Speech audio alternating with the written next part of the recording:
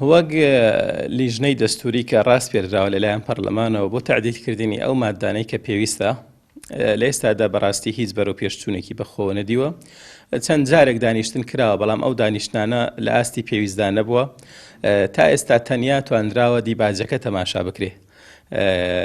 بۆیە تەنها ماوەی 3 مانگیش کەمتر لە بەردەستی ئەو لیژنەیەدا ماوە کە بە قەناعەتی من بە جۆرێکیش دانراوە تەنها لەو ڕۆژانەدا لیژنەکە دادەنیشێت کە دانیشتنی پەرلەمانە.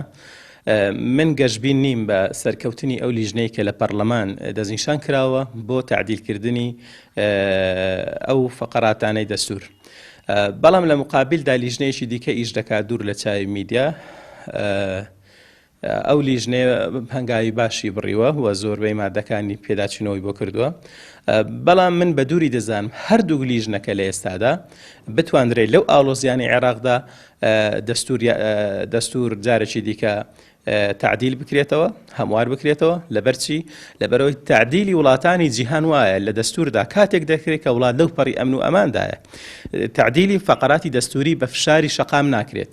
ئەوەی ئەمن بزانم ئەو لیژنەیە وەختی خۆی کە سەرۆکی هەرێم هات بۆ بەغدا لەگەڵ سەرۆک کۆمار ئێمە ژوەکو سەرۆک فراکسیۆنەکان لەو دانیشتنەدا بەشدار بووین. سەرۆکی کۆمار داوای کرد کە پسپۆڕانی هەرێمی کوردستانیش بێن ئێمە لیژنەیەک تشکیل دەکەین بۆی دوور لە چاوی میدا بە شێوەیەکی هێمنانە بتوانین فەقەراتەکان دەستکاری بکەین. چونکە ئەوەی کە لە پەرلەمان دائیمەن جێگای مزایەدەکردن و یعنی ململانەی سیاسی توندە.